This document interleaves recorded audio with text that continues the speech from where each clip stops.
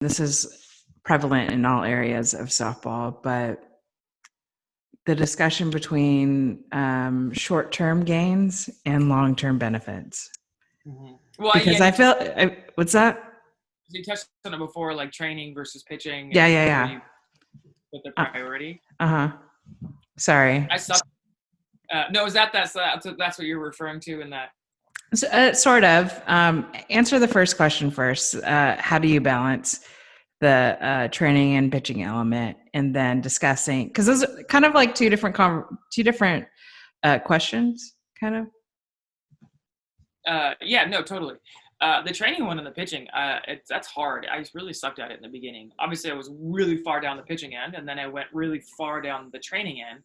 Um, and I think I was naive on both ends, right? I thought, well, do all the pitching and the practice and you'll get better. And then I thought, well, just do all the training and then it'll just naturally, organically incorporate into pitching.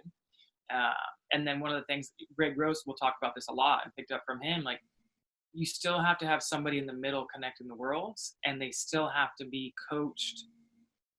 Like I can do a better hip hinge, but I may not know how to do that in pitching because I wasn't coached into, like, reminded or explain, okay, that exercise, like, let's do that now, like when you're Yeah. throwing.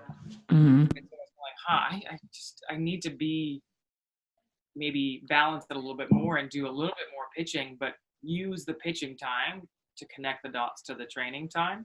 And then as they have more training experience underneath them, then you can start to swing more in the pitching direction because they have a better foundation to them. They move in the ways that you need them to. So now I can layer more pitching practice on. So transitioning that from, like a 10-year-old through a 14-year-old high school kid might value more in pitching time if they have good training experience, and then the college kid, even more because they can connect the dots. But you can't sit in either world entirely. It won't benefit the athlete. And then it's also case by case. So some athletes are going to do really well with a couple times a week of a lot of instruction and coaching and mechanics and all that. And then some athletes are going to do really poor with that. And they might be more of a once every other week.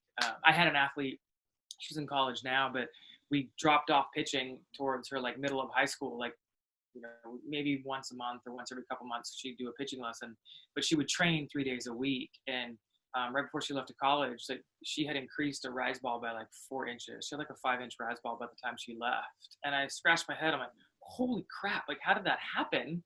But she had enough of the understanding and the concepts to apply the training to the pitching on her own. So Mm-hmm. able to do that herself. But I think some other athletes, I can't take that format and say, let's do that, because they need a little Right. bit more guidance into connecting the worlds. Or if, and this particular athlete was really good at separating the showcasing and the recruiting and all of that.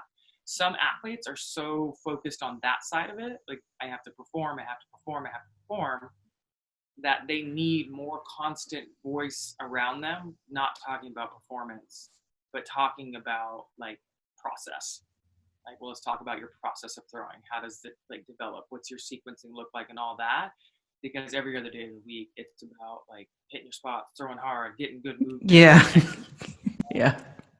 Those ones probably could use a little bit more. But I think the issue is like, if we take a kid who's under performance, and now we give him to a coach who's more performance, who takes him into a bullpen, is like, let's see how many times out of 10 you can hit this pitch, or, let's constantly measure with Rapsodo or a radar gun or, a rev fire, and we're constantly giving numbers to that athlete. Like, that's probably not helpful.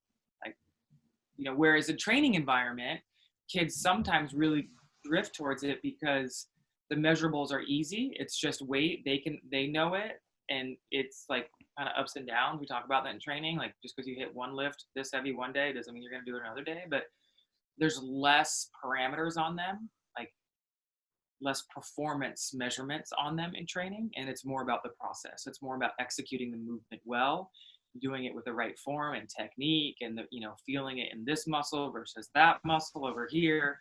They're more inwardly focused internally training wise. And for some of those athletes, that it's performance, performance, performance.